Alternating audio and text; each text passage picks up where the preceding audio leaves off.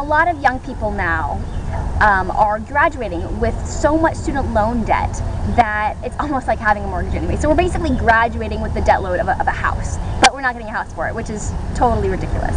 And I think that the economy has changed in such a way that the idea or the entire concept of being with a single employer or even a single location for 30 years, which is the length of a standard mortgage, is no longer applicable. It just doesn't exist anymore. Well, the financial benefits of living in a tiny home are, number one, no rent. The reality is that people change jobs lots of times and in their lifetime, and a lot of times they have to move to get those jobs.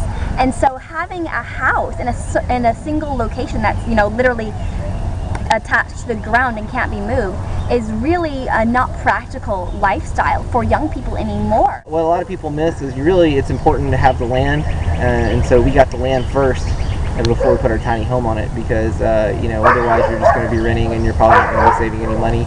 So you have to have the land first and foremost. So of course we don't want to sign a 30-year mortgage. It just isn't practical. We know it's unrealistic, and young people are searching for a solution, and tiny homes are that solution. And the beautiful thing about it is that cities and municipalities, they want you to live as extravagantly as possible, in a big mansion or palace, because 3% of whatever your property is appraised at, that's how much taxes they get. So they're incentivized to make you live lavishly, but a lot of people are finding that's really not what makes them happy. And so an advantage of living in a tiny home, it's not appraised very highly, so it's worth a lot to us, but not to the appraisers. So that means our property taxes are very low. So living in a tiny home is great. No rent, low property tax.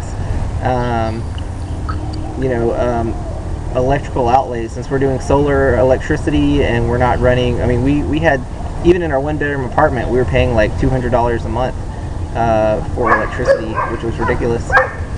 And we don't have any of those expenses anymore. And we are trying to make tiny homes a reality for more people, to help them financially, as well as the other aspects of their life.